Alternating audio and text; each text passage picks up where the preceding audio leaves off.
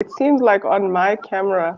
Oh, Good morning. Welcome, moms and dads, and everyone who has tuned in. This is Dads in the Picture, celebrating dads this Father's Day. Well, Father's Day is tomorrow, but we're celebrating dads today so that we let you enjoy your Father's Day, enjoy your Sunday. And this time around, we've got our mummy, Umami Ayanda. She has joined us on this conversation. As usual, it's a conversation, it's unscripted. And then we also have Princess Gogezo, who is also joining us. I'll be letting them in very soon. Later on, we will be joined by Udedi Buyani Zwane. He's got some special event happening today, so he squeezed us in until then. So he'll be joining us just slightly later and then also leaving a bit earlier. Hopefully, we would have covered a lot of the things that we want to talk about today. So there isn't anything specific, but that we want to celebrate dads. And we, as you would have noticed, at Dads in the Picture, we're not about daddy bashing, we're not about mommy bashing, but we are encouraging parents, we are encouraging dads to be positive male role models, to be active and present in the lives of their children.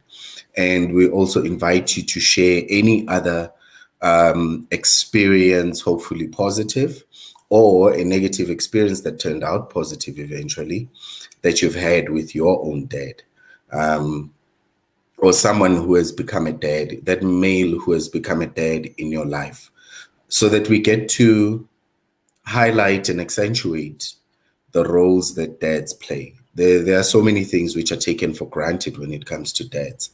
And I believe it's about time we start highlighting the positives.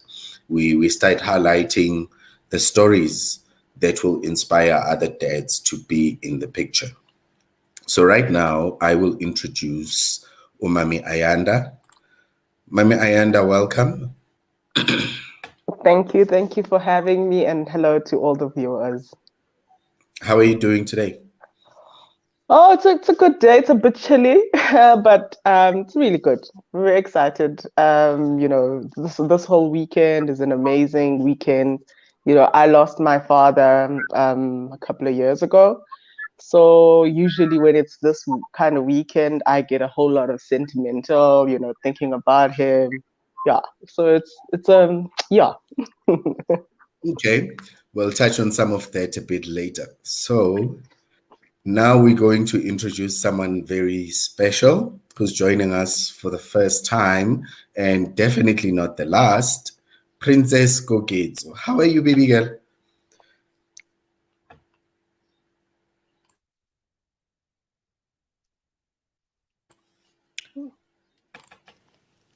Hi, Gogetso. Hi, how are you? Good in you. I'm good, thank you. Hello to everyone who is watching. I hope you're warm. I am very warm. Okay, that's good. Yeah, so thank you for joining us today. Hoping that you will just be part of the conversation and enjoy. Hey, I see your brother there. Um, he's throwing a shout out. Hey, Oh hey guys. yes, it's a family thing, eh? And there's Daddy there. Um, I'm sure he's proud where he's watching. Um, it's kind of nice to have this.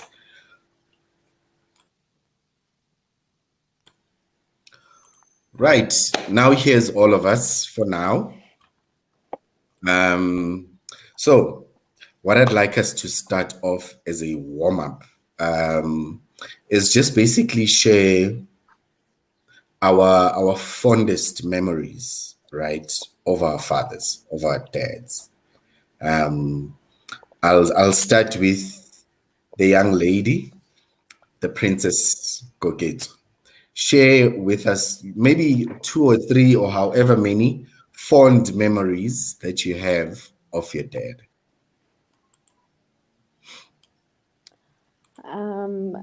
You know, I have a lot of fond memories with my father. But I think the fondest was going on all the camping trips that he's ever taken us to. He allowed us to experience a different side of life and, you know, different activities. As you know, camping was kind of thought of as something that was more for other races. But he introduced us to that, and it was the best times of my life. We got to swim, put up tents, buy marshmallows, and it was a bonding experience for my siblings and I, as well as with my father. So that's one of the fondest memories I have. Um, I think another one would be him being my biggest supporter. I remember when I used to sing in choir, um, he was always there. He would make sure, no matter his workload, sorry, or whatever he had going on, I would know that my daddy's there and he would cheer me on and, you know, just make me feel good. So those are just two of the fun memories that come to mind right now when I think of my father. Wow, thank you. Those are special. Mami Ayanda? Oh my gosh, my father had a presence, you know, he had the most beautiful smile when he was smiling, which is, you know, it just knocked you off your feet. And as the first daughter in the sithi ngumafungashe ngesixhosa, you know, I was his everything, you know. I think a lot of my tomboy character traits come from him, also the way he brought me up, you know. He kind of allowed me to be, you know, I was just, you know, I remember so my dad was a mechanic and he'd be fixing cars, undercars and the hoods, whatever. And I'd be handing him different tools, you know, the star, the whatever, all these different tools. And Yeah, at that moment, it just, yeah, he was basically my world. amazing. Yeah, when you talk about your dad doing a lot of the mechanical work, I also remember my dad. He used to go to work in the morning, and sometime during the day he would come back. So one thing that he loved was tea. So Mm-hmm. the first thing when he came was, "Hey, make me some tea." Yeah. Making some tea, and then he loved sitting outside. So as you get out the door of the out the kitchen door into the yard, he would put a chair there, and then he would sit there and just sip on his tea, just enjoying being on the outside. Sometimes when he was tired, and we wouldn't know, he would ask for tea, and then as you leave the lounge to go and make him the tea, when you come back, he's gone. Mm-hmm. He's asleep. So he had this lazy boy chair. So he would just recline it. And then when you come back with the tea, like he's snoring. And then when you think, okay, let me go back, he says, bring my tea. Sips his tea. When he's done, he's sitting there watching movies. He's out again. But it's just those fond memories here and there. At times, when he would come back from work, he would say, "Hey, the car is smelling of petrol." So he had this old Mercedes Benz with 2 carburetors. And he would then say, the engine is smelling of petrol. And then now you would have to kind of brainstorm where this flooding is coming from. And Yeah. then you would then have to fix it. Mm-hmm. He would just sit there with his tea and sit on the chair and just coach you. Do this, do that, check that, check that. I think after a couple of times, I had learned that engine so well Wow. that whenever things just didn't go right, he would just say, "Hey, this thing doesn't have power. Come, check. There we go. Under the hood, busy." So it's those things that he taught me. which were very special. Yeah. And then what I want to now ask you is, in the life that you've lived so far, and in the memories that you can remember, maybe again I'll come back to you, Koketsu, right? Of other than the fond memories, has your dad ever, maybe it's a two-pronged question. Has your dad ever disappointed you? And have you ever disappointed him? And how did you get past that?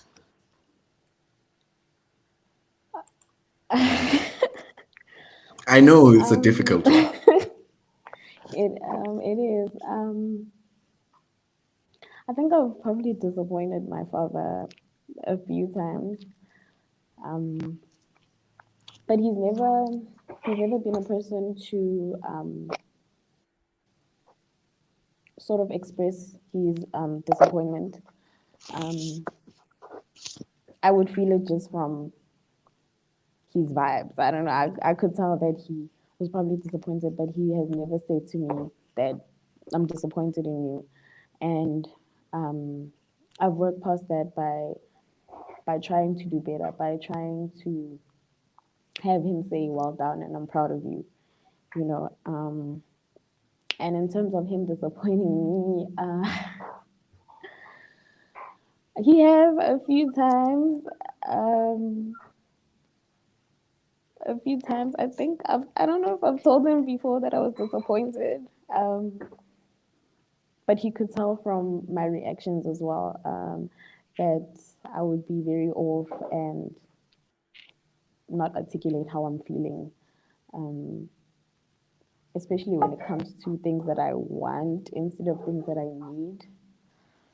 Yeah, so I would feel the disappointment from my father, and but we just worked past it. I don't know, in our own way. Uh, okay. Yeah. I think the reason I'm asking this question is not necessarily to put you on the spot per se, but to say, as much as we do have fond memories, our dads are also human, and we too are human.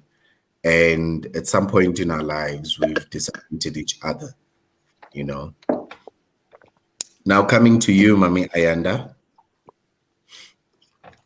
your Sure. disappointments and how you've disappointed your father. I think it's very unfortunate because I especially now that I'm a psychology student, I understand my father differently, because I understand a lot more about mental health issues, but I believe that my father was dealing with a whole lot of mental health issues. And unfortunately, those transpired in very various ways, which kind of caused a bit of disruption in terms of, mine and my siblings and our household. We were very fortunate that even though my parents separated, even though I got to a point where in choosing in between their separation, I chose my mother, and my father was very angry at me for the longest time because, unfortunately theirs was a very abusive type of relationship.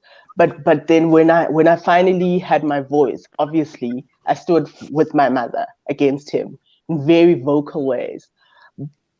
And then later on, luckily, thank God, we were able to even resolve all of those issues. And it was beautiful because it was before he passed away, which I'm very grateful for.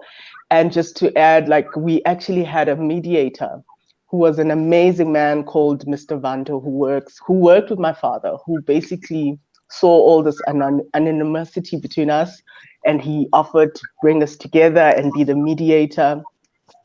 And we had, after that experience, it took some time, but we had amazing daughter father-daughter relationships again.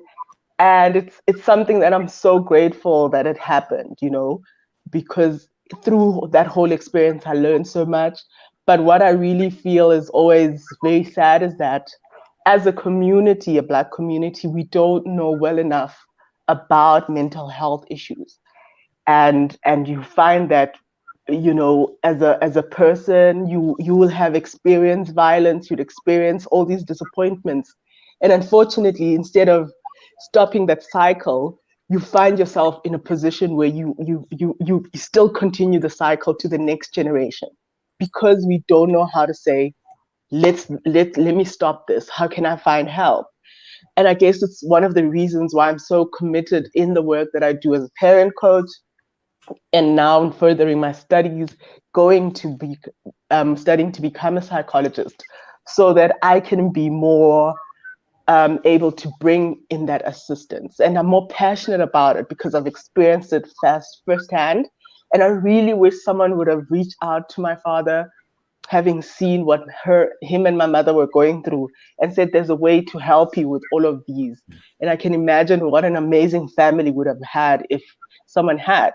So in that way, it gets emotional, because, but it's also beautiful because it drives me in my vision, my purpose.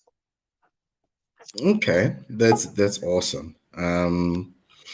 I think we often don't reflect enough on the positives and the negatives, but it's amazing that sometimes we get to realize much later that they had certain issues that they were struggling with, and we were not even aware. Exactly. And I wonder how many other dads are going through the same today, and no one is aware of what they're going through. And Absolutely. maybe as a way of us coming back to that, there's something I also wanted to ask, and this is just purely getting your opinion. When we had Mother's Day, when we have Mother's Day, it's seldom that we have people who would say Happy Mother's Day to my dad, who has played a motherly role. But I've seen a lot of people who then come and say Happy Father's Day to my mom, Yeah. who has played a role of a father. Yeah. So what I want to ask from you, and maybe your thoughts or your opinion on this, is So how, it's yeah, sure. yeah, Fine. what is your take on that? And yeah, your thoughts basically. I think that's so unfortunate, and I know, because I also went through that stage. I remember there's a stage in my life where I literally wanted to get rid of all of my pictures with my father. You know, my mom was much more mature then, so she basically allowed me to put them all in a little picture, in a little stack, and like staple them, and then I put them away for a short period. Yeah. And I think that it was just my way of expressing the anger and the disappointment. But in retrospect, you know, a mother can only be a mother. You know, as a single mom myself, in actual fact, I'm very deliberate in making sure that my children never feel the need to ever validate me by saying things like that, because it also brings the importance of what the role a father plays. You know, whether I realize that today we have to comprehend with the issues of, blended families. You know, we have a lot of step parents. It's a whole lot that's happening. And once we close ourselves and we start wanting to be the mother and the father, I just think that it's a lot of pressure that we're putting onto a mother to become all of these things. And it also builds on the issues of mental health, because now if something happens and there's a disappointment, then the children are also even more traumatized, because they look at me as this, you know, a role that I shouldn't be taking. So in humanizing ourselves as parents, I think that I understand the pain because I've been through it, but I don't think it's a good thing. I think that everyone should acknowledge the role a mother plays. Everyone should acknowledge the role a father plays. Also, I'm not being ignorant in not understanding that in South Africa right now, we have a lot of challenges around the issue of fatherlessness. And now that I understand the history of it, I've also been very different in my approach and my anger around how to accept it, you know. So what I rather say to parents is to children who are dealing with those things, that it's and sorry, what I wanted to say is actually rather what I would rather do is as a single mother, to for an example, look for role models for my children to look up to as fathers. Look for role models, whether it's my partner who's now my fiance, whether it's my brother who's their uncle, you know, build those kind of networks for them. Look at places where I can take them, where they will know the difference of what a father brings, rather than to want to take on all that pressure. I don't want that for myself. And I hope a lot of mothers probably understand what I mean when I say it in that way. Thank you, Mami. Princess, your thoughts around the subject? May you please repeat? I had some network issues. Okay, I did not hear so you. the question basically is, when it is Mother's Day, we see maybe there are people, but I've seen less people say Happy Mother's Day to my father, who has raised me and played a role of a mom. And then there are those, which I see a lot of these days, of people who say Happy Father's Day to my mother, who has played the role of a father. So I wanted to get your thoughts on that. Just what do you think, and how should we actually approach these kind of days where we celebrate either parent? Um, okay, well, personally, around me, I haven't really interacted with people who have wished that day on the opposite gender as the father or the mother. But the way that I see it, I understand where people are coming from when they say either my father has been both my father and my mother, or my mother has been both my mother and father. But I still do think that, as Mami has said, that there should be those other people who come in and play those roles in turn. I don't think you should be lacking as a child to that extent whereby you would be wishing it on either your father or your mother. I don't know if I'm making sense. Yeah. But yes, No, that's how yeah, I do hear you. I view it. Yes, that's just my views on it. As Nami said, your uncles and, you know, maybe men in the neighborhood have played a fatherly role, or mothers in turn. So yeah, that's just my views on it. Okay, thank Yeah. you. Yeah, I know it's usually it's quite a controversial one, because especially when something is done on social media, I've come to realize that people are very vicious, and they feel the need to say anything and everything on Yeah. social media. I think because it's just that easy.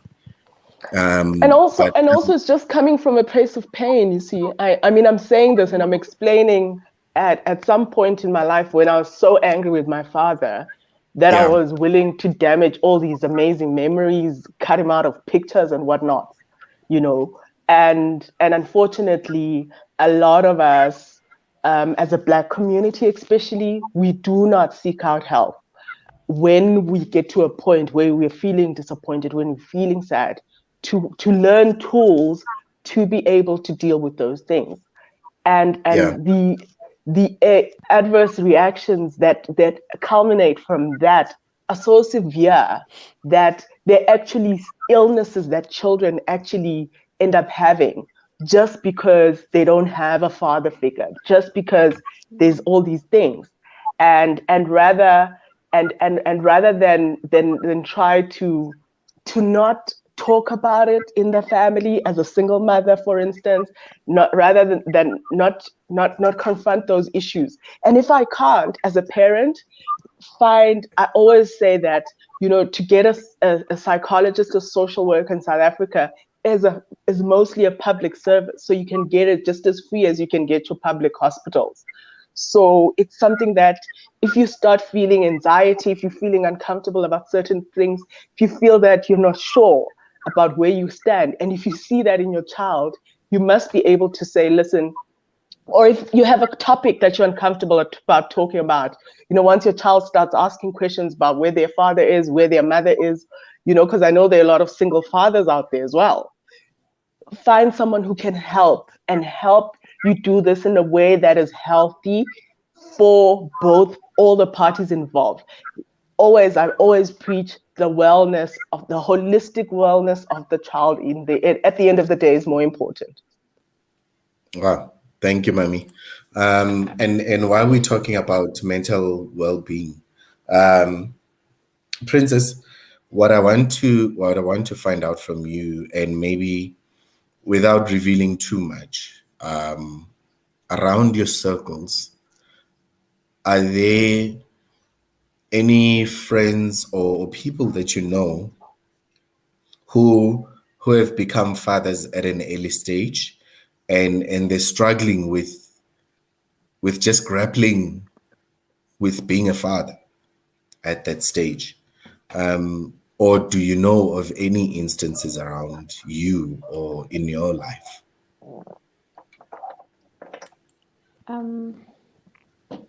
In my circles, definitely, there are quite a few people that I know who became fathers when I was still in high school.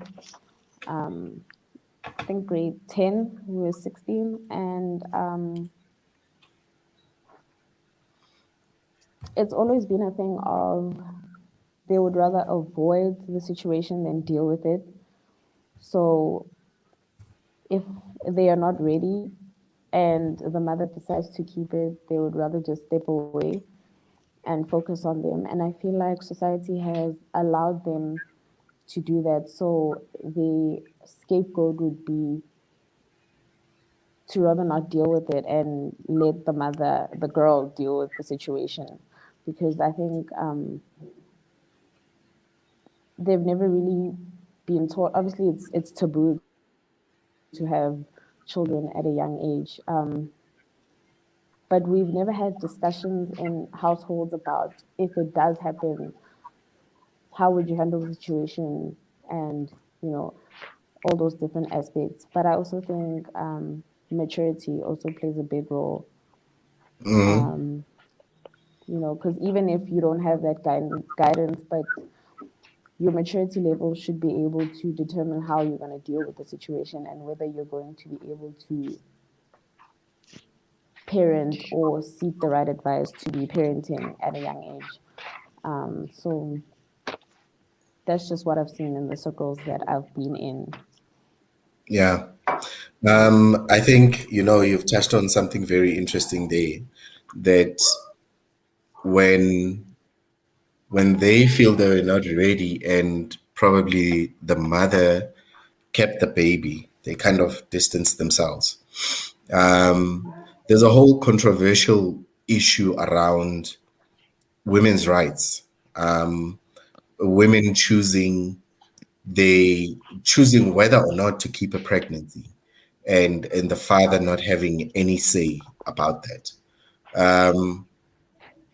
And maybe I still want to come back to you as a follow up. What are your views around women's rights are in choosing whether or not to keep the baby, even when, let's say, the father says he wants the baby? That is very controversial, because on the one hand, we go by it's her body. She should decide what she wants to do. with her body. But on the other hand, he is the father at the end of the day, and I still do think that he should have a say in what happens. But at the end of the day, we all see that the woman decides, and I still do think that whether she keeps it, he should still play an active role. He should still try to be present because it is his child, whether he agreed with the situation or not. At the end of the day, the baby is coming. So I do think that either or, he would still have to step up to the plate. Yeah. Yes. Okay. Mami Ayanda? Yeah, I think the biggest challenge is that within a woman's body, once you're pregnant, already there's an attachment to the idea that this is a little person growing in you, blah blah blah blah. So I actually think it's very unfortunate that our teenagers are getting pregnant at the rate they are. I myself was a young mother, and it was the hardest thing. I would not wish it on anyone, below the age of 35 with myself and my children. I have a 13-year-old, I have an 8-year-old. We've signed a contract that they are not allowed to have kids until they reach the age of 35, and it's non-negotiable. And it's only, and not because I don't love them, and not because they're, obviously my children are my world, but I do also realize the tough situations I've had to be in as a mother at 22. At 22 you almost okay, you're not a teen anymore, but I was still pretty young. I did not have anything to my name. Unfortunate that I was the few who was able to get myself out of a lot of situations.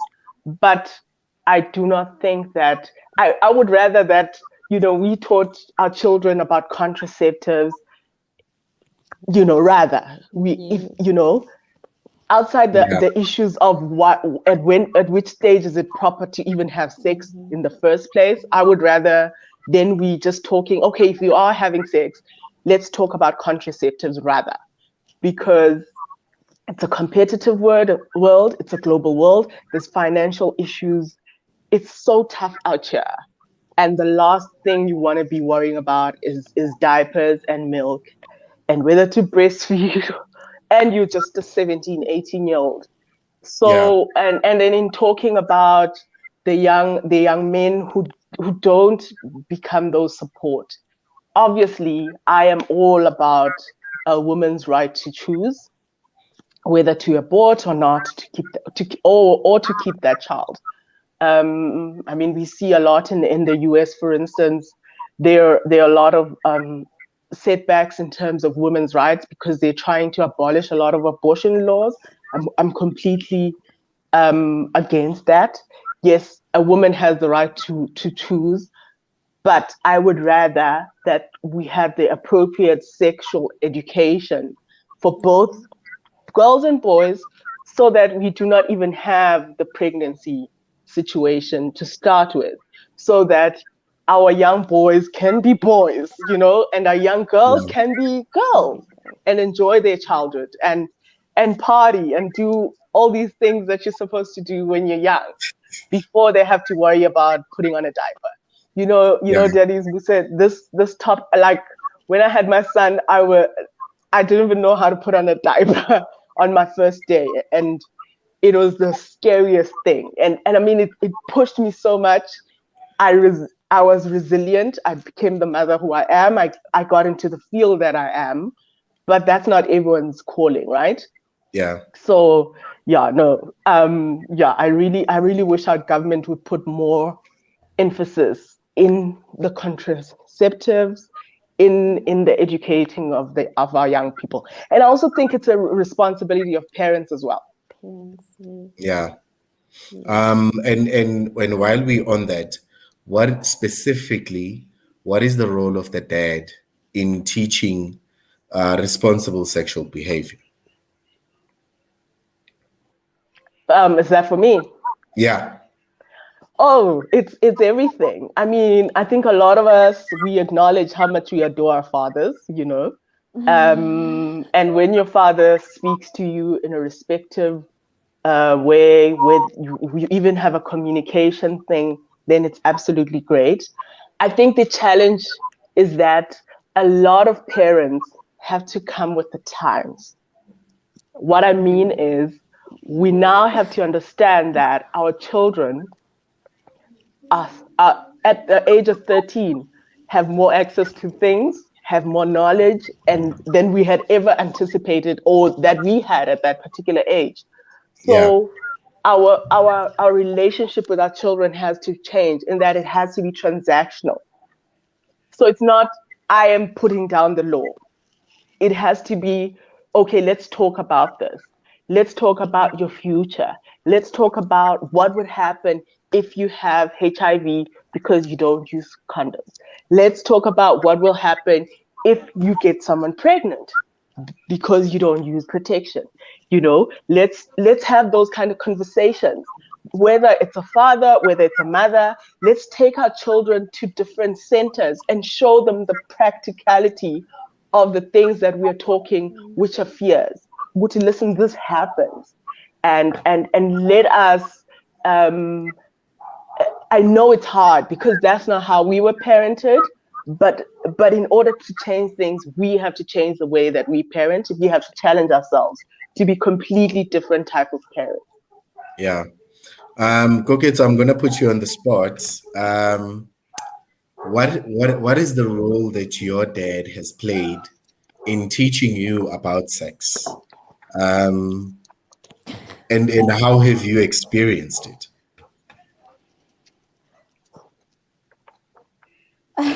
um, my father and I haven't necessarily had direct conversations about sex. Um, there's been a few minor conversations and a few jokes of if you fall pregnant, you know, no more money for you, no clothes, no this, no that. It was kind of, you know, the joke that he would make. Yeah. But as I grew older, we didn't directly have conversations about sex, but we did conversate about things such as teenage pregnancy and stuff like that. So he indirectly had those conversations with me, which I don't think many fathers do with their daughters. I think it's sort of taboo. It's sort of weird Yeah. because I think society has kind of left it to mothers, especially with with their daughters, that they should be the ones having that conversation with them. Yeah. And I appreciate my father talking to me about such things because he is talking to me from a male perspective, and I'm able to understand Yep. how their mindset is, and how they view these things. So I do think that fathers should start talking more to their daughters, especially. Okay. And yeah. All right. And as a follow-up to that, then, how have those conversations influenced your decisions and choices around, let's say, sex and peer pressure around sex? They've influenced them in a positive way. Uh, I think also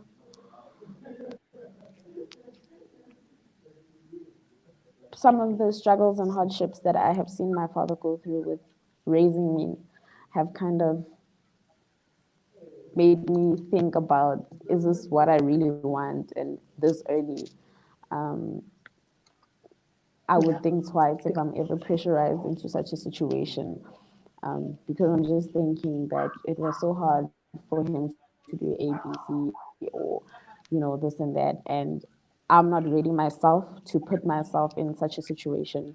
So it has allowed me to block out a lot of the peer pressure that we have today.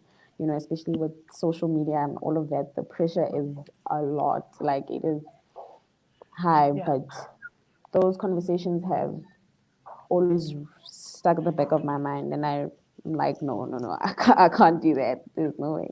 Yeah. So yes. Mami Ayanda?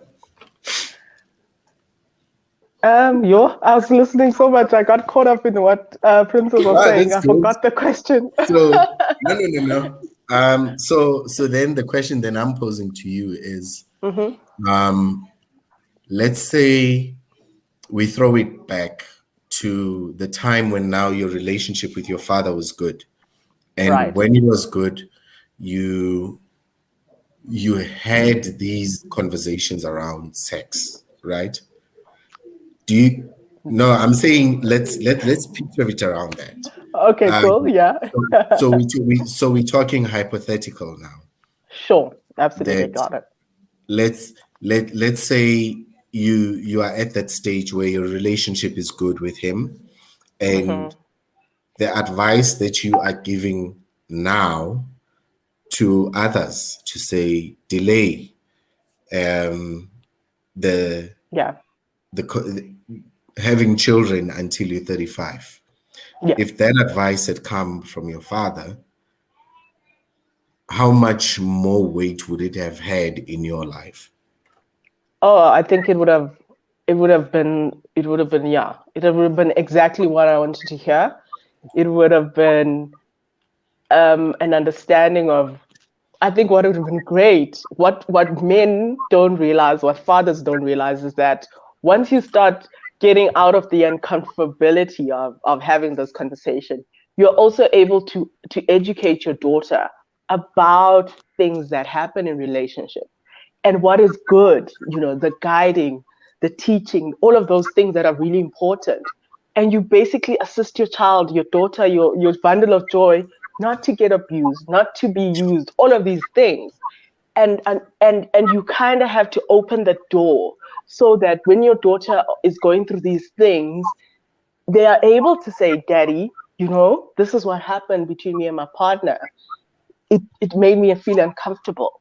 And then you as the father then are able to come in, not only just as a defensive, wanting to go beat up the boyfriend person because you're defensive of your daughter, but to educate your child so that, because in any case, wherever I speak, I always talk about future proofing our children. Whatever we impart in our children needs to be such that they're able to survive should we not be there tomorrow. So now imagine a daughter who understands how boys think, who understands that, listen, if I close my legs for then you are showing me the value, what you associate the value of who I am is. Yeah. And if I close my legs, you're going to stick around or not, then I know that you're worth sticking around. Those are things that every girl child needs to know. Who should they learn it from? From our fathers, from our stepdads, from our uncles. And it's unfortunate that we get uncomfortable about these conversations. But I'd really like to urge fathers right now, if you have not had that conversation today, please talk to your daughter. And you know what? The earlier you start having the conversation, the easier it will be. And then you just allow so that when something happens to your daughter, they come back and say, you know what? This is what happened. Is this okay? How do I deal with this? And then you give your child the tools that will allow them to survive. Awesome. I just want to take these comments, right? Excuse me. So this one from DITP, I assume, where he's saying that he had a conversation with his 22-year-old. And I think, I don't know, 22 may be late, but better late than never. Absolutely. But it's commendable that you had this open and honest conversation. Very good, Daddy. Especially in this information age, especially when we can find the information anywhere, especially when sex is so thrown at us almost on any channel or in any platform that we go to. So it's commendable that we have these conversations. And then now this one from Daddy Bernard. Daddy Bernard is one of our own member of Dads in the Picture. So here he's saying his daughter is 14, and he has these conversations with her. Perfect days. And I think that's empowering. You know, it's empowering. I can imagine what his daughter, what kind of decisions she would make as she grows up, what choices she would make around sex, around parenting, and anything else. So we really commend these dads for that.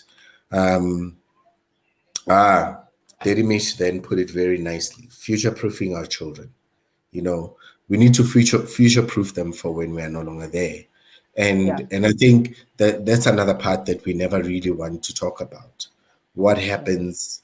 How do we capacitate our children so that when they are no longer there, can they survive? And what I want to also get from you, Princess, is at this stage where you are now, if you, for example, had to relocate and go to a different continent, would you be able to survive without always calling on dad or mom? Oh, there the network leaves us. Let's see if it will come back. But nonetheless, so what I wanted to get from her is, I wonder, in her own view, and not really questioning the parenting, but questioning, asking or probing on how confident she is of herself, that she can thrive beyond, there is guidance always. And maybe I can throw it back to you. Yeah. Go get it. Did you get that question? How? Okay, network is playing its own things, but we'll bring her on board when she's available. So, Mami Ayanda, do you think you've future-proofed your children for when they probably have to be very far from you? Look, I'm very deliberate about that. Both my children have interest in fields which I believe that they are not going to, they have to travel to other countries. My son is into animation, coding, and all of that. My daughter is a dance artist, all of those things. And in order to excel in those industries, they definitely will have to travel abroad. So I'm very deliberate in all of that, in everything I do, in allowing them to have voices. What usually happens within our culture is that once your child has a voice, we say "Delela," and I'm completely against that. Once your child has a voice, it's actually allowing them to be able to know who they are, to be able to express who they are, to be able to say to the next person, that's not how you treat me, I will not accept that, all of those type of things. And the reality is that all of that kind of education, just as everything else, has to start in the home. So yes, I'm obviously very deliberate about saying, even when they speak back to me, they have to do it in a respectful manner. But I want to understand how they feel about things. I want them to tell me when they feel something is unfair. Yes, I'll still put my foot down and I'll say, well, this is what you're going to do anyway. But I encourage them to have those voices, because I understand that that voice is not just about now. It's about when I'm not in the vicinity to protect them, and being very deliberate by wanting to be a global parent.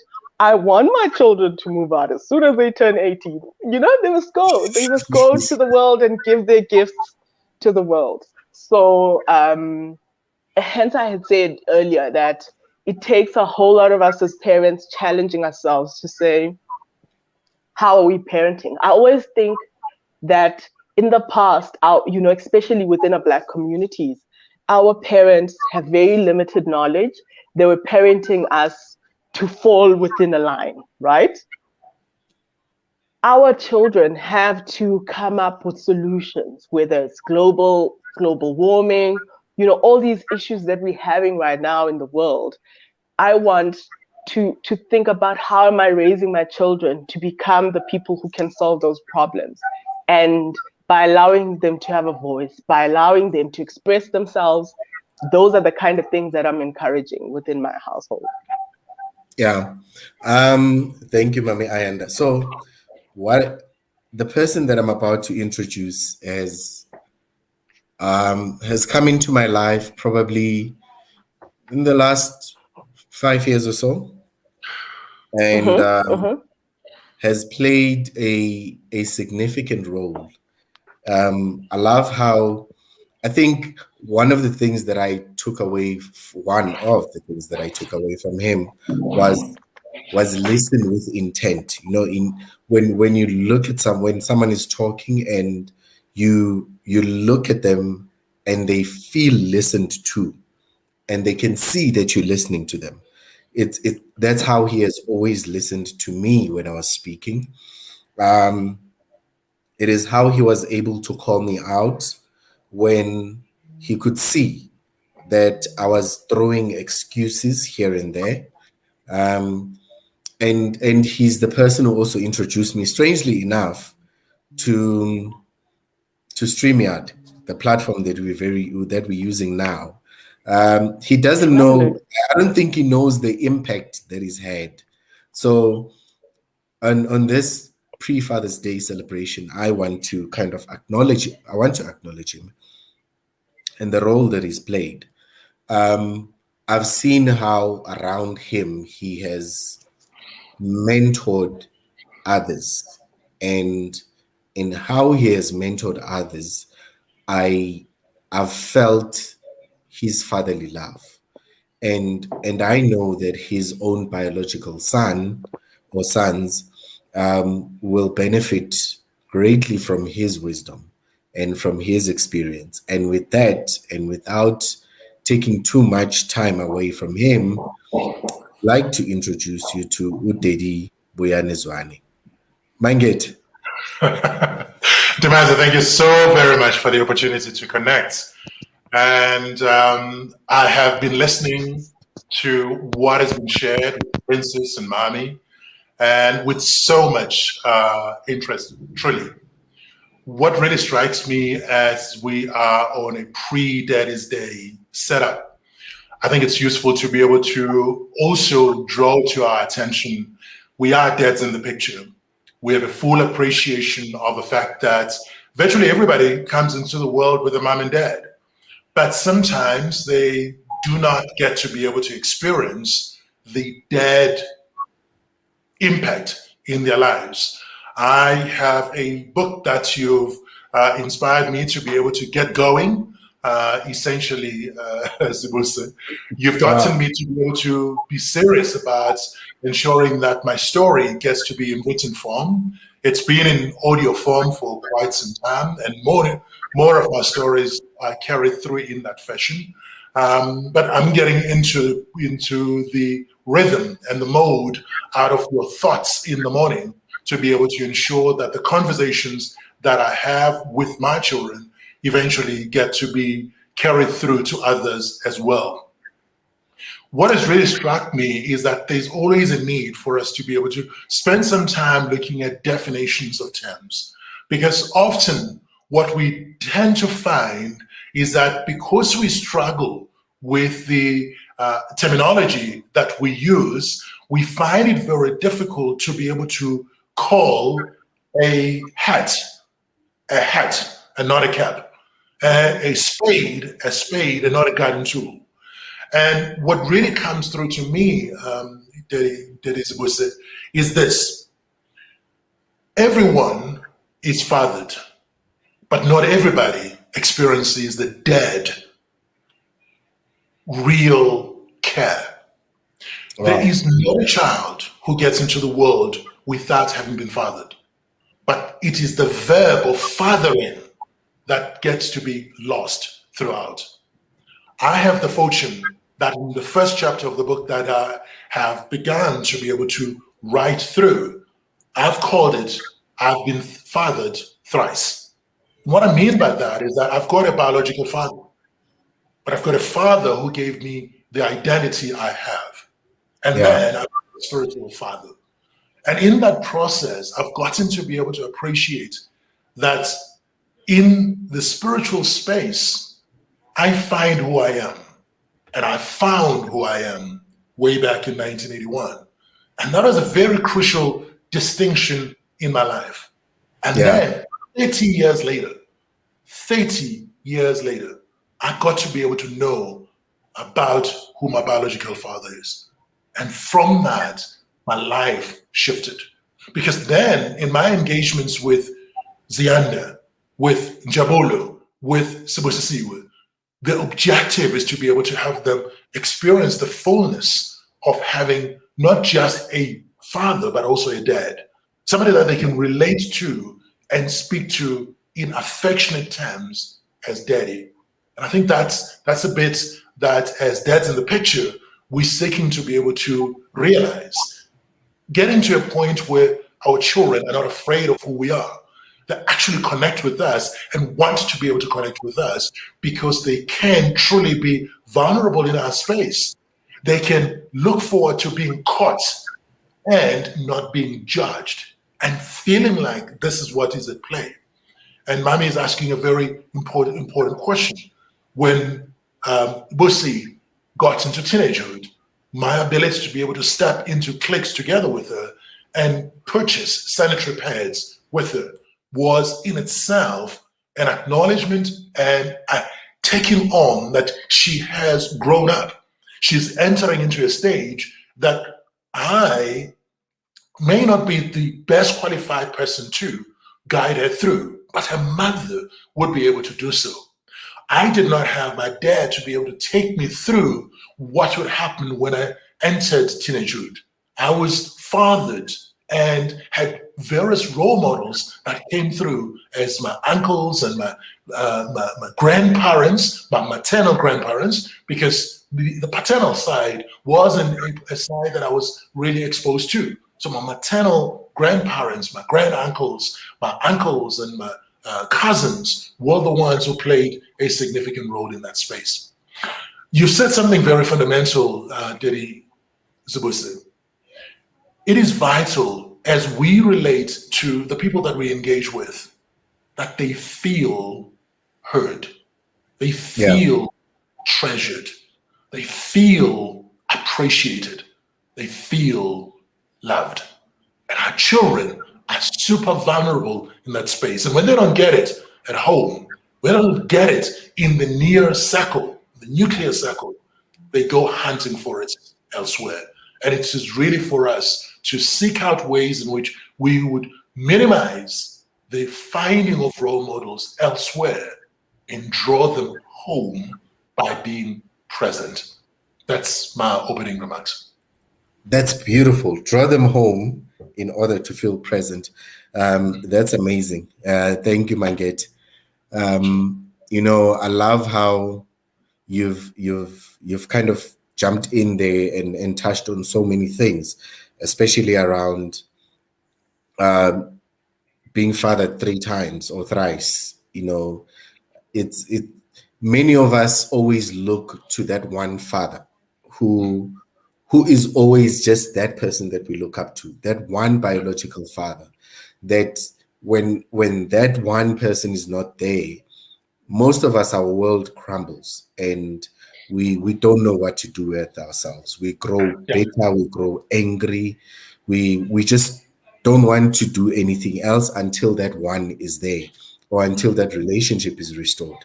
But we need to find other avenues where we can be fathered. I want to just rewind on a discussion that we had earlier, where then I asked about the people. I'm just gonna touch the latter end of the question. Those who always say to their mothers, happy Father's Day to my mother, who has played the role of a father. What is your view on those who on that kind of celebration around Father's Day? I think it's important for us really to be deliberate about acknowledging everyone as a parent. When we attach the title of mother to a father, we put in pressure on them to act out something that they're not really designed for. And the same thing applies when we do to the mothers. And we're going to be celebrating. I know for a fact there will be a lot of messages that will be coming out tomorrow morning that say Happy Father's Day to those single mothers who've been struggling through and working through all of these things by themselves.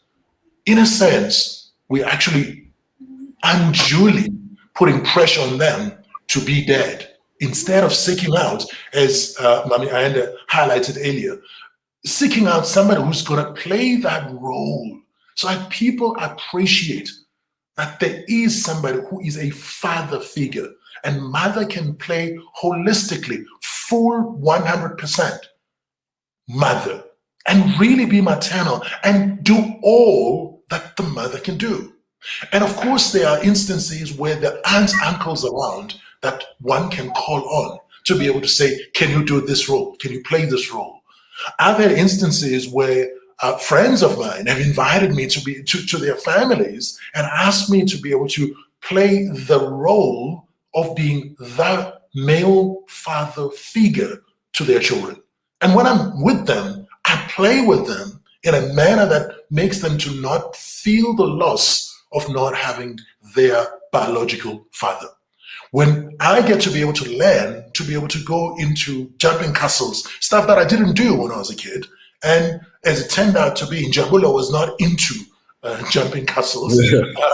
He was into skating. So in that sense, it's stuff that I wasn't really familiar with.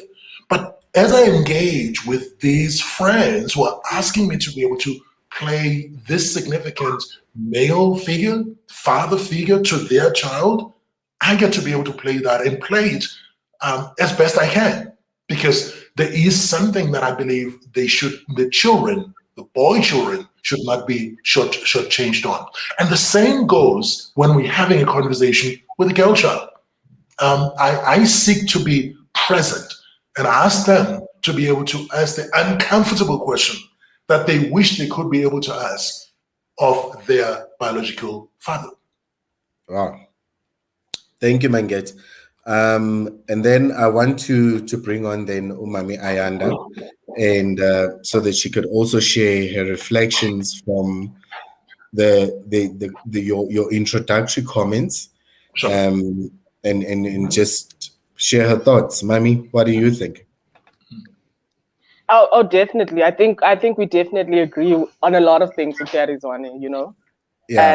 And just to highlight that, especially in the part of, you know, trying to find solace in making your mom the dad and whatnot.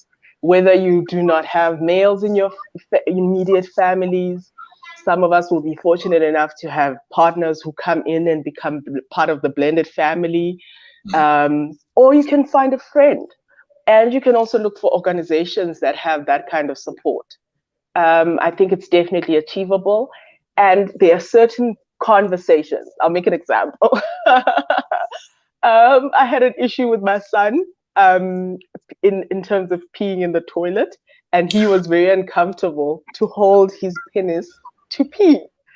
And there is so much I can have in terms of how can I show him how to, you know, do this thing. Yeah. I had to ask my fiance to say, listen, I don't have a penis to show him how to hold. Please do this, handle this for me. And they did it together. Listen, my walls are cleaner and there's no more mess now. My problems have been solved. There's no ways I could have been able to be the father in that conversation. I just don't have the physical attributes to show a model. Yeah. I think when you touch on that, there's another aspect that we miss. there are things that I can learn from my mother that my father could never teach me, no matter how woke he can be or he could have been. And there are things that a child or a boy child or even a girl child can learn from their father that a mother could never teach. There are emotions, there are mental processes that a man goes through that a woman could never be privy to, that women could not teach, no matter how advanced you can be. Yes, you can have the theoretical knowledge, but you don't have the authoritative experience of that thing, you know. Just, Mama, and I love the example you just gave us now, that you don't have a penis with which to show your son, hey, Munna, you need to stand and hold it like this, and this is how you aim. And sometimes that thing goes out of direction, and you need to teach him how to kind of bring it back, you know. Let's do it this way, you know. So many things that, like, you can't. And know why it is that it goes and loses direction. Yes. Because if you haven't had the experience and you don't have the physiological, part, you can only theorize around it. I mean, as much as we now beginning to be able to have the portable potty for ladies to be able to ensure that they can also find a tree when they're traveling, it's just not the same, because this is kind of like silicone stuff. Whereas what you're looking for is the genuine flesh that actually gets to be able to release and be pathway through which the urine goes to the urinal, or goes through to the regular toilet seat. Thank you. I think and I believe that's a lot that we are missing on. But I want to now take this conversation to the next part, where a lot of fathers these days are excluded from their children's lives, through parental alienation, through whatever other forms, and then men get to be painted with the same brush, that fathers are useless, fathers are absent, and all sorts of things. Firstly, I just want to get your thoughts around the topic of parental alienation as with regards to fathers, right? Specifically, what are we not giving our children when they are denied that care and contact of a father? Dedi, Buyani? I think it's useful to be able to couch the question itself. Okay. Mami Aina actually spoke quite well around what is it that causes people to label things as they do. And much of it has to do with anger.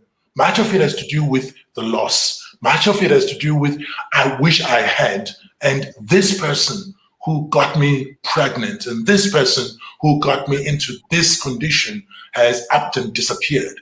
And because of that anger, the statements that get to be thrown through or presented through to the child position the dad or the father as a monster, as somebody who is negligent, as somebody who doesn't care at all.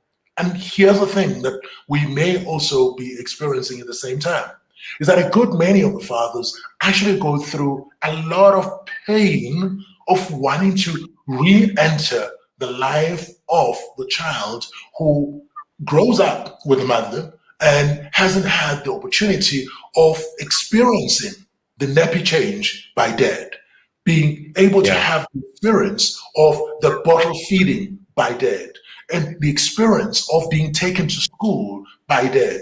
There is something that is lacking in the child, and they wish they could be able to get that.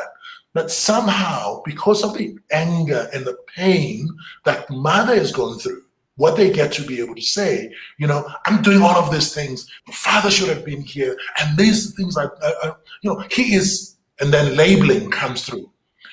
It is really a challenge that we as dads, transitioned from just pure father, dads come into the place to be able to now engage with our children and seek out opportunities to be able to make up for lost time, but also to do a little bit of a better brainwashing, a cleaning up of the mind, which has been told for so long that this person is a monster, to actually beginning to realize, I too have been through a lot of pain. I too wanted to be with you. I too would very much have loved to have been through the various stages, but because of where we were with your mother, I could not be that. Now, can we give one another the opportunity to have what the Greeks call koinonia? Can we have quality time together that makes up for that? And of course, we may never know, because, you know, the child's love language may be different. It may not be about quality time and all of those. But it is important to be able to start from there and say, can I really try and make up for those times, and be transparent about it, and say, listen, Jabulo, it would have been great for me to be able to be there when you were going through your guitar lessons. Jabulo, it would have been great for me to be able to be there when you were racing at school. It would have been great for me, Jabulo, to be able to be with you when you were learning rugby in an environment that was hostile. But you know what? We cannot remake that time. Time is the kind of thing that cannot be warehoused. We cannot go back. Today is the best time I have. Can we begin from here and go forward? Because if we are trapped in the past, we're going to live a life of regret. But if we learn from the past and build something from here, go into the future, we may very well create a future that you and I will be able to carry over to my future grandchildren. Because when you bring children into the world, you will know that you're not alone. We are working together. Wow. Thank you, Mangeta, for those powerful nuggets. There is so much then we could just talk about around that. And maybe one day I'd like to invite you again, that we talk about absent fatherhood, parental alienation, and around those topics. But I'd like to bring Mami Ayanda on this one and ask, Mami Ayanda, you touched on your relationship with your father. And at the point in time when you two we were now relating very well with each other, how much of you did you see in him when you started getting to know him? Oh my gosh, it's crazy. You know, like I found the smile. As much as I loved his smile, only to find that actually, you know, that's the one thing that we have very much in common. The way that we think in terms of like, you know, our level of intellect. We used to have a lot of conversations about, you know, evolution and all these things that my mother had no interest whatsoever in getting into. So there's a lot of beautiful things that I could say, wow, it makes sense. He's my father. You know, you don't even need a DNA test. But I truly do understand that it doesn't, the getting over the anger, the disappointments and all of that doesn't happen overnight. And the way I like to talk to my fathers who are rebuilding bridges with their children is, you know, think of it as how you approach a new lady, like you're dating or whatnot, and take it as you're going there with a clean slate and you just want to get to know this person. You want to find out who they are, what makes them tick, what makes them excited, and all of that, and then allow yourself to fall in love with them. You know, not just from I'm your father, but to really say, you know what I really love about this particular person is the way they think, the way, their kindness, all of those things.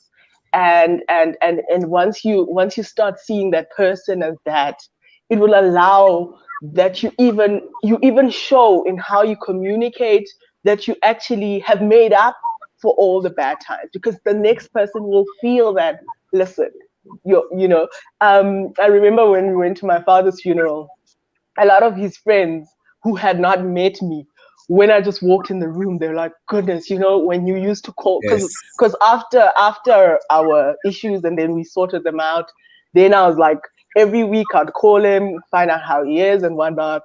And then they were telling me, but when you'd call, this man would smile from ear to ear. And I didn't even know Wow. this about him. I always thought maybe he's a little bit annoyed because I call him every week and I want to hear how he is, whatever. But that really helped me, because it was like, wow, I didn't know that about him. That's the impact I had on him as well, because he definitely had the same impact on me. So yeah, for me, it's worth the fight. With all the challenges I've gone through as the single mother of 2 children, our children want to know that we're willing to fight for them, whatever the challenges are. And I know a lot of fathers are just feeling like they're just the monetary contributors in terms of their children. But I want to Yeah. challenge fathers to say, get to know your child. And then you'll see, because you know how it is, like your daughter smiles and you're like, yo, that eyebrow looks like my aunt or whatever. And you're like, oh, your heart is moved and you fall in love all over again every day. Yeah. Thanks, Mami. I currently have 2 children, 10 years apart from 2 different mothers. And you would be amazed at the similarities between the 2 of them. Yeah. That how they speak, a certain way in which they laugh, how they behave.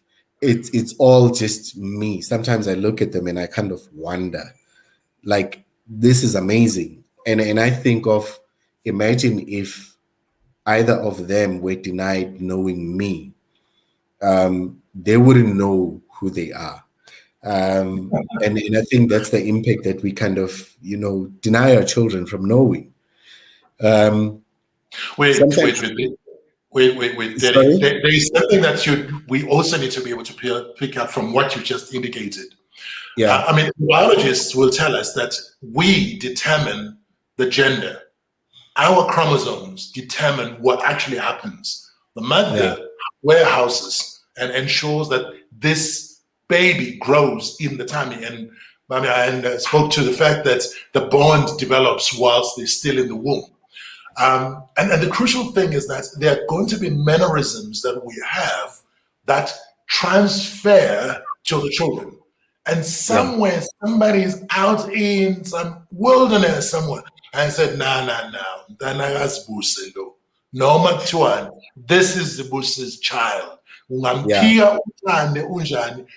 This is Busa's child. And it's something that is in there. But I think there's also another aspect I really want to emphasize, and really, and spoke to this. When people began to be able to see how her father would smile from, cheek to cheek, it was an indication of the response to a loving conversation triggered by the child. And again, we've had the fortune of Gary Chapman sharing with us at least 5 live languages that we could be able to draw from. And as it turned out to be, Mami Ayande's dad was somebody who actually warmed up to the affirmation of my daughter calling me. So this is a live language of affirmation that came through. And had it not been that was the thing that he was about, he would actually have reacted, not even responded, reacted in ways that indicated that I hate this. Why is she calling me? But on the other hand, what was seen by the friends was that this was striking the right chord, and the music was one that he was dancing to. The voice of Ayanda spoke to him and to the inner person within. So as she speaks to the falling in love story, I mean, it's an ongoing thing, and we need to develop that. We need to be wanting to be able to get into that. I know for a fact that there have been instances where I've come through and presented praises to my children, and they kind of like, some of them, well, I mean, Zanda, who is the reason why I'm going to be doing a whole lot of things today, is into praises. So when I present something in there, physical stuff, she warms up, she smiles, as it were. But when I'm engaging with Ujabolo, I know for a fact he's not a presence person. He is a quality time person. And therefore, I need to be able to respond to him and model and demonstrate love towards him in that fashion. Busi is the kind of child who, in all of the things that she does, is a combination of remind me you love me, Dad. But more importantly, show me through some actions. Take some actions, which is acts of service. That tells me that you are for me.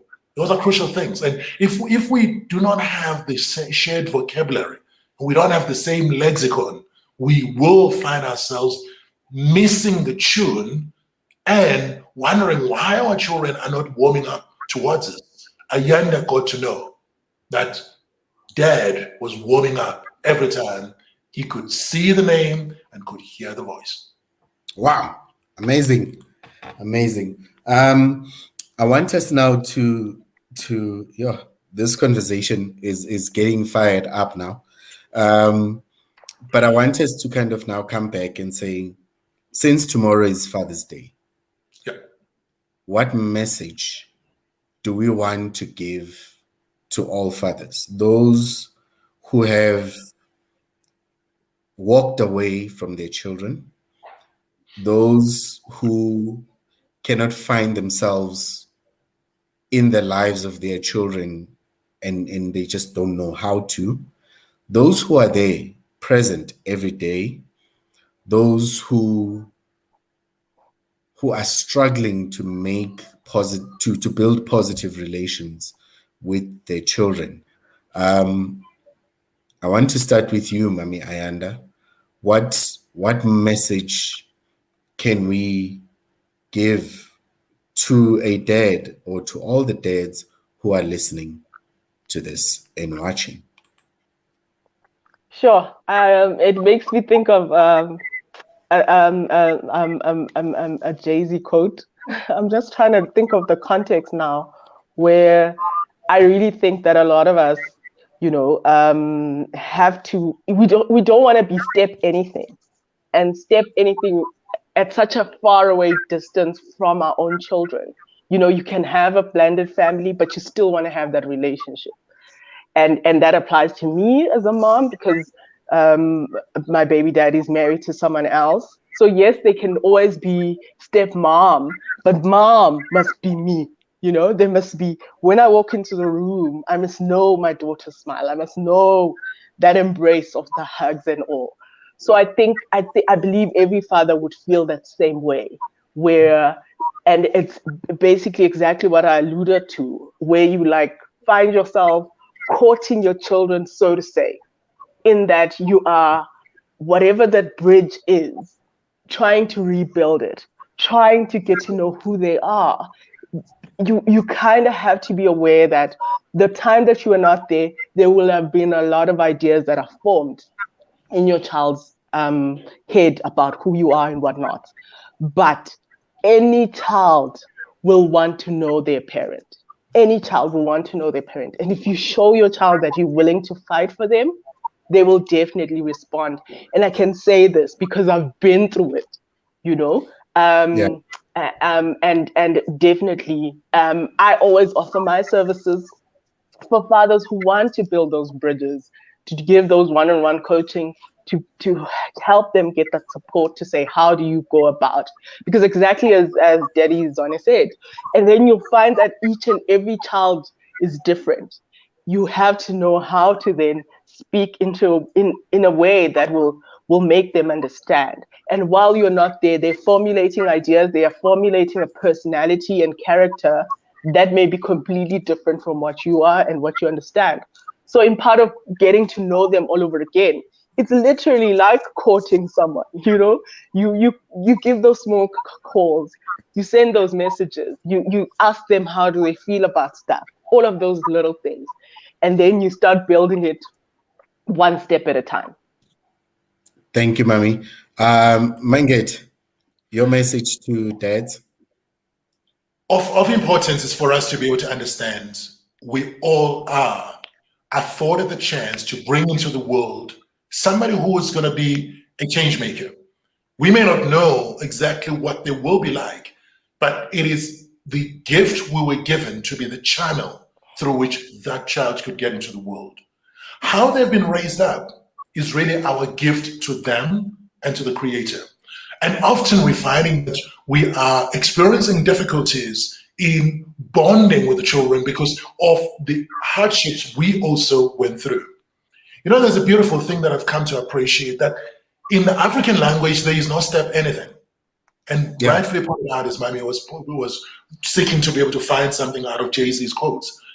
In the African language, there is no step child. There is no step dad. There is no step man. Umama ubani. Make. It's always mom. It's always dad. It's always baba. It's always papa. It never is the step story. We have inherited this in the adoption of the Western way of raising children, which actually also emphasizes the singular raising up of the child. So it's mom and dad, and we're the only ones who will know what is good and right for our children. Earlier on, I was speaking to the fact that the whole issue of social workers being there for our children is something that is in the public sector. Well, when you think about it, and of course, we need to be conscious of the fact that we are operating now, many of us, in urban environments with high walls and all of those kind of things that we've put forward, which should not be there. But we know that we hanker towards the rural lifestyle where, the child is raised by the whole village. We hanker for that, but it's not something that in reality is becoming the thing. I would want to encourage every father, you play the role in giving the identity of the child that is right there. However they grow up, continue to play a part in having a handprint and a fingerprint into who they become. It may very well be a struggle to be able to engage and get the best out of the child. Never give up. It is possible that the relationship with the mother broke down. It does not define you as a bad person. Whatever you've gone through, choose to shift to better. And here's the thing, and it's a quote that I used for myself. We need to be able to go slowly and be kind to ourselves. Often, here's one of the things that tends to be the male thing. We go to our cave, and sometimes we spend far too much time in the man cave and come out feeling beaten up. And sometimes we come out finding it difficult to show to our fellow man out there that we are in need of some help. We are in need of some support, as it were. Sometimes we struggle with that. The other part that also comes through is that it becomes almost expected of us to remain in the mode of what it was as hunters and gatherers. That is no more. There are instances where Mami Ayanda could be a person who brings to the household more money than I do. I need to be comfortable with that. I need to be able to accept that here's the thing, we are co-parents. And I think that's the thing we do not have. When you, again, get into the Nguni language, is rich around the fact that Sinabazali nabazala. And when you think about that, umzali is not defined as male or female. Umzali, that's a parent. Because we've given birth. Umzali because uzalile. And that's the thing. And what we give birth to, in all likelihood, will be seeking direction from us as dads, but will also be seeking to chart its own path. We need to be the enablers for that charting of the path, so as to be able to eventually arrive at a destiny that each one is born with. Often say this, and you will be familiar with this, that is, these fingerprints, the ones I have, are unique to me. That's why biometrics are still being relied upon at Home Affairs and all of the entities that are there. My uniqueness is what I want to be able to pass on to my children. As a dad, give that. There is only one of me, and everyone else is taken. So be me. Yes. Wow. Thank you both for those beautiful messages. I love them. I love them. Mangete, I know that you do have a commitment, and you'll let us know when it's your time to leave. But I would like to, kind of share my message to the dads. Please do. I believe that for us to know who we are or how we should be as fathers, in my personal view, God is the ultimate. If we want to see or take from a fatherhood that is modeled, we need to look to God, because He has modeled fatherhood.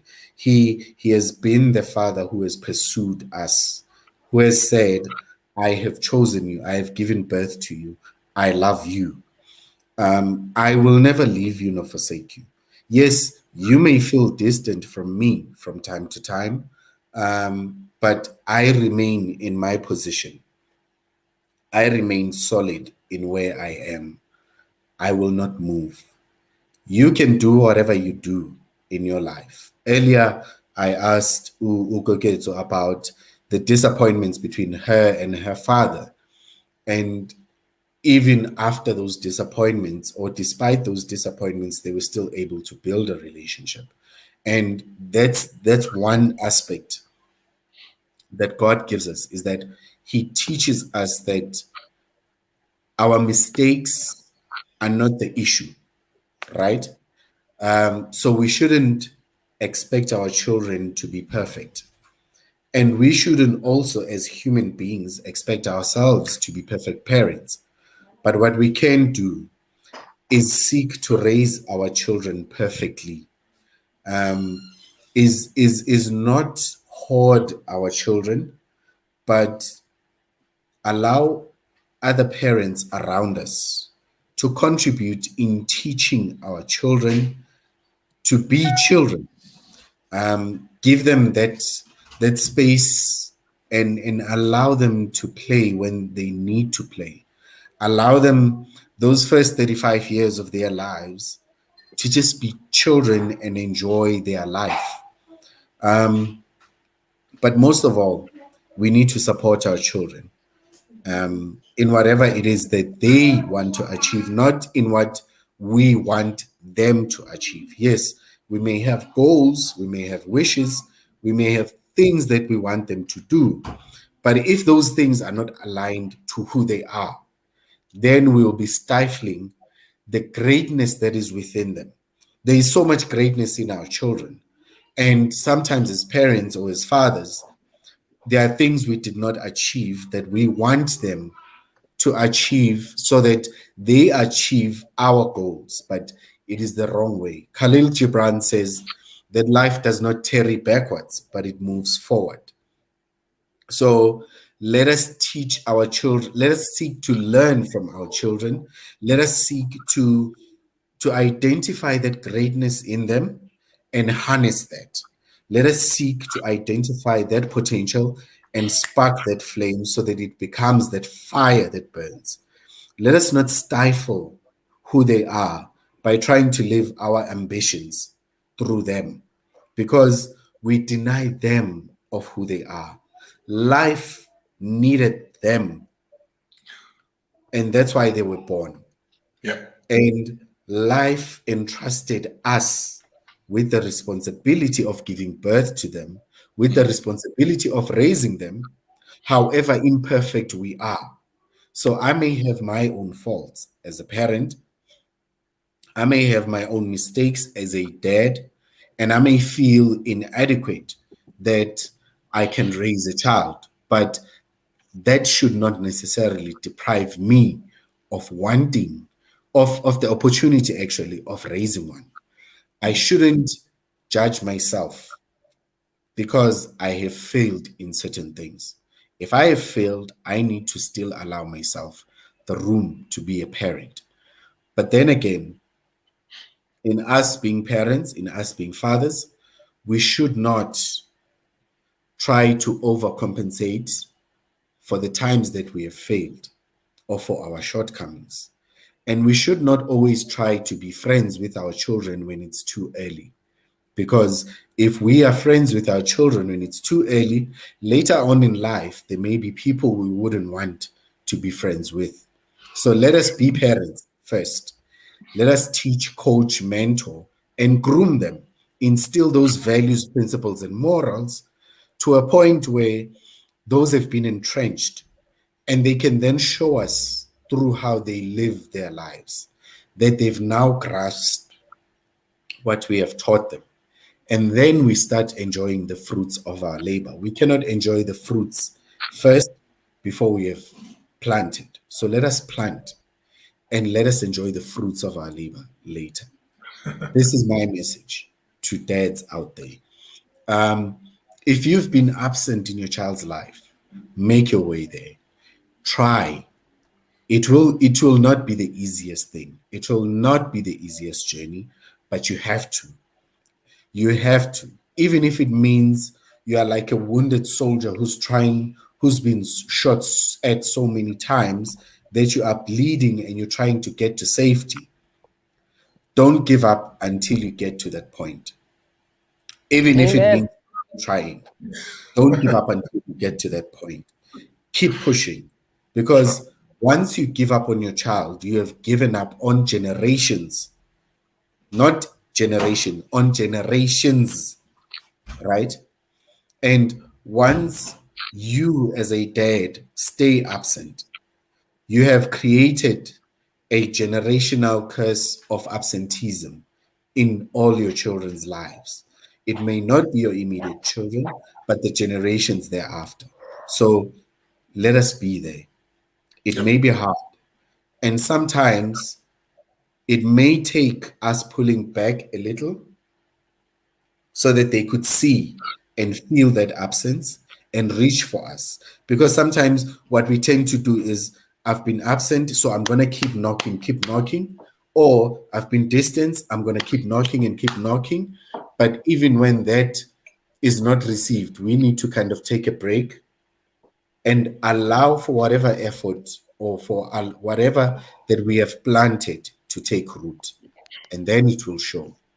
So thank you for everyone who's tuned in. Mangete, I'm going to start with you with your closing comments.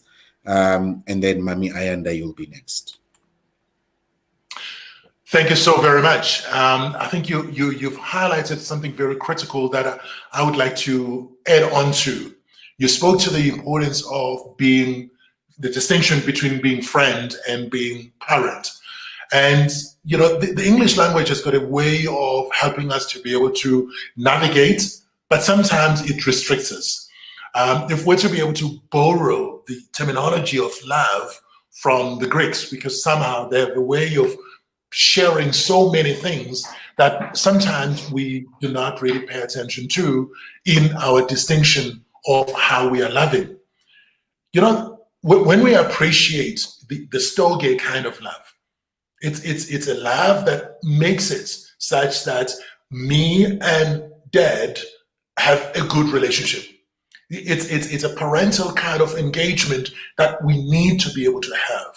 And somehow this is the kind of loving that has not been well defined for us, because many, as you rightly pointed out, have grown without the dad figure close enough to them. Therefore, stargazing is not something that we would appreciate to that effect. So we find ourselves in an environment where we have platonic kind of relationships only, and we're not getting into the space of love that is choosing to be vulnerable even to our children. You see, when we are uncomfortable with being vulnerable, we make it difficult for the children to be vulnerable with us. I had a beautiful experience just last week in the run-up to my birthday with my son, and just being able to share some of the pains I've had growing up got him to be able to open up about some of the pains he has grown up with. I had a recording that came through via YouTube that I shared with him, and I asked him to be able to just listen, watch it. And it related, incidentally, from somebody who was atheist and found himself meeting Satan and Satan, who is the accuser, and then in the process being led into the belief in God. And my son confided in me that for a long time he has been on the God side and went through experiences at school that made him to doubt whether God was there for him. And that opened up a new conversation between my son and I, because we began to be able to relate to, as you were indicating, Dennis Busse, how important it is for us to be able to pick up our lesson from God as the creator and as the ultimate father.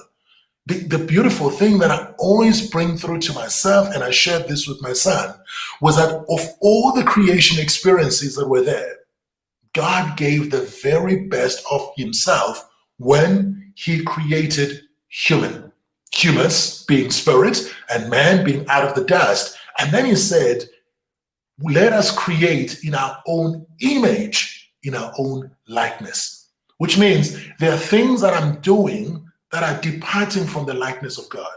There are things that I'm doing that are departing from the image. It is therefore necessary for me to be able to seek out ways in which I can find my way back to the example of fatherhood. But as I engage and giving some parting words with fellow dads and fellow fathers, some of whom have not had the experience of being with their children whom they brought into the world, as you rightfully indicated already, Dennis Busse, we have had the opportunity of bringing them into the world. We have opened up genes, hence generation. And it is out of our genes that nations are going to be formed. And we need to be able to think into the future.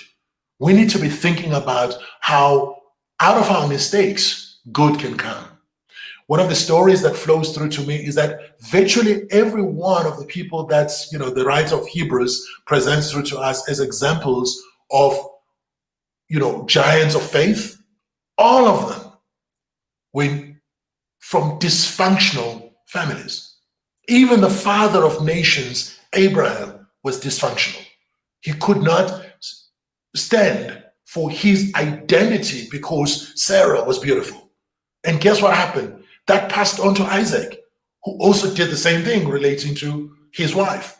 And that passed on to Jacob, who did the same thing relating to his wives. And this is the stuff that we're needing to be able to pay attention to. And I think it's also useful for us to be able to consider that it is from our mistakes that we learn the most. It's not so much on the things we do very well that we learn. It is from our mistakes. So the errors that we've committed in the early parts of our lives, if we take time and just take our steps back, when I was doing this, where was I in my life? Who was around me? There's a story that says, I am an average of the 5 closest people to me. Who were those? When I was 10, Who were those when I was 20? Who were those when I was 30? Who were those when I was 40? And then when I hit 50, who were those? And the stories that flow from there, how could I lift the average so that it is a better average for the person who comes through into my life as I am in the golden years right now? Thank you, Mangete. Thank you, Mangete. That's a powerful and packed message on its own. Mami Ayanda? Sure. Oh yeah, that was deep. I was making notes. I really just, so the idea is to give a message to dads. Hey. Yes. Okay. I think I wanna start by just making the one example. You know, there's a lot of research that suggests that in many instances, girl children will fall in love or get attracted to figures who are like their fathers. And then in many instances, boy children will become like their fathers. So for me, that just says the like how big the role of a father is. You know, it's such an important imprint in terms of who your daughter gets attracted to, in terms of who your son becomes. So when you challenge yourself, and I know there's another beautiful quote that I really love by Anita, and it basically says, let me just read it. He who has a why can bear any how. Okay? And for me, I understand that in terms of historically, in terms of the South African context, why we have become what we are in terms of the fatherlessness, in terms of the struggles that we have, in terms of our relationships, where it ends up with a whole lot of divorces and all of that. But I really want fathers to understand the important role that they play. Yes, women today can come out as independent and whatnot, but when it comes to your daughter or your son, they need a father. And whether you're struggling in terms of your finances or whatever issues that you may be struggling with, there is something that you have that you can bring into that child's life that will probably become a lifeline. That will be like everything, you know, the challenges that they go through, being able to reflect exactly what Daddy says, being able to know about your struggles and be able to fight through their struggles because of your story.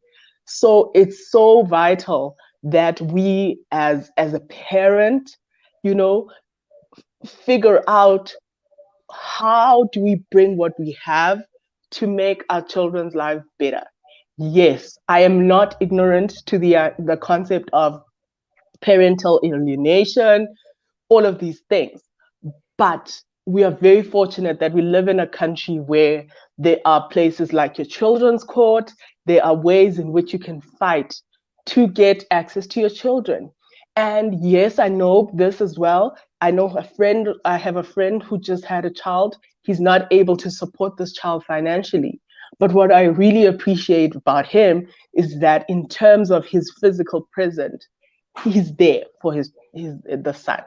And I want fathers who are going through these different struggles to really consider all those things, not to just think that I need to be coming in with money, or I have the money, therefore I don't need to bring anything else. There's so much that you as an individual can bring.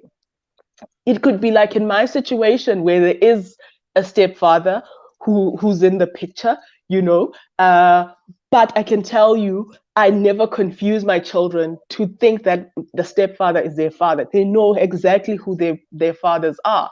And I'm very open to them having relationships with their biological fathers. So it's also a challenge to any mom out there who ever gets to see this video one day, to say, listen, yes, we go through challenges as well. Yes, we go through disappointments, but let us put our children's well-being, both parties, let's put our children's well-being first and foremost. You know, the implications, you know, that actually, I forgot the term now. It's, I forgot the term, but there's an actual, so there's a study that was done in the US, and basically what they do is children actually have certain mental health issues that they struggle with when they've experienced a number of certain events in their lives. And those events include parental neglect, divorce, losing one parent or the other. So it just shows you how important both the role of myself as a mother, the role of the father plays in this child's overall well-being. And irrespective of what happens between myself and partner, father, let us put our children's well-being first. Let's sit down and say, listen, things didn't work between us, whatever, let's leave that in the past. But what's in the best interest of this child? What can we both do? And let's work with that. And I challenge this both to moms and fathers out there to say, let's always, always, always put our children's well-being. And you don't want your child going around thinking, yo, there's something wrong with me. Yo, my father didn't love me enough. Even myself as a mother, I definitely don't want that. So where I'm able to foster or build a bridge with baby daddies, I don't really like that term, but you know, where I'm able to build that bridge, I have to give it my all. I have to sometimes be willing to smile when I don't have to, just so that my daughter and my son know that they actually have biological fathers. Wow, thank you, Mami Ayanda. As we're closing, I'd like to thank Koketso. I think Princess Koketso, she's fallen off somewhere. Thank you, Mami Ayanda, for always being available and sharing your insights, your wealth of wisdom, your experiences, and for contributing to this great movement. Mangete, your fatherliness always comes through in every engagement. Thank you for that. Thank you for making the time to be with us today, knowing that you have a busy day ahead of you. And congratulations on what is happening in your family and the new journey that you're going into. It's an amazing one, and happy Father's Day to you. Happy Father's Day to all the dads who are watching this today on the 19th of June, to all the fathers going to be watching this and listening to this from today and afterwards. May you not take yourself for granted. You were born for a purpose. You were born for a reason. You may not know the reason and the purpose now, but just don't give up. There's so much that's riding on you. There's so much that's just riding on you, making it through. Okay. You may be facing the most difficult challenge in your life and you don't see tomorrow, or you don't see yourself living through the next minute or the next hour. And you don't even see yourself at the end of the year, but just take it 1 second at a time. Yeah. If you manage to breathe now, you can breathe the next minute. And when you feel like giving up, take that last breath again. Inhale, exhale. If you could exhale, you can inhale, but just don't give up. Yeah. Your children need you. The world needs you, needs your contribution. You may think or feel that it's small in comparison to everybody else, but everybody else feels the same way about the great contribution that you see them doing.